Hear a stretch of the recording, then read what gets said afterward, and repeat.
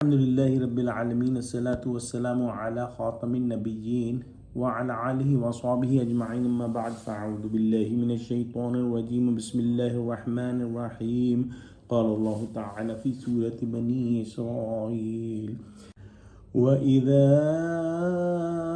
أردنا أن نهلك قرية أمرنا متر فيها ففسقوا فيها فحق عليها القول فدمرناها تدميرا۔ ترجمہ: اور جب ہمارا ارادہ کسی بستی کے ہلاک کرنے کا ہوا تو وہاں کے آسودہ لوگوں کو فواحش پر مامور کر دیا تو وہ نافرمانیاں کرتے رہے، پھر اس پر عذاب کا حکم ثابت ہو گیا اور ہم نے اسے ہلاک کر ڈالا۔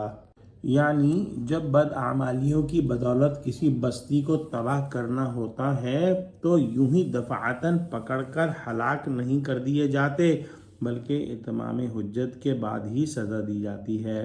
اول پیغمبر یا اس کے نائبین کی زبانی خدائی احکام ان کو پہنچائے جاتے ہیں، خصوصاً وہاں کے امراء اور بارسوخ لوگوں کو ان کے ماننے نہ ماننے کا اثر جمہور پر پڑتا ہے۔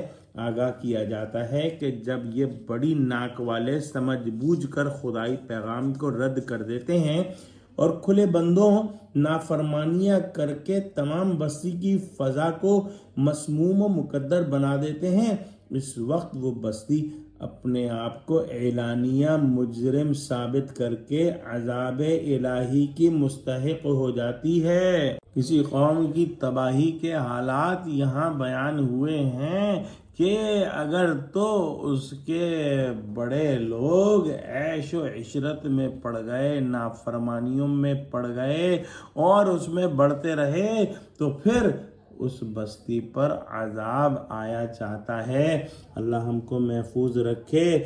آج کل دنیا میں زیادہ تر لوگ جو اثر و رسوخ والے ہیں وہ انہی اعمال اور اسی کردار کے مالک ہیں۔ اللہ سبحانہ وتعالی سے دعا کرتے ہیں کہ اللہ سبحانہ وتعالی ہم کو قرآن کا فہم عطا فرما، ہم کو سچوں سے جوڑے اور ہم کو نیک قیادت نصیب فرما، آمین۔ وآخر دعوانا ان الحمد للہ رب العالمین، والسلام علیکم ورحمۃ اللہ وبرکاتہ۔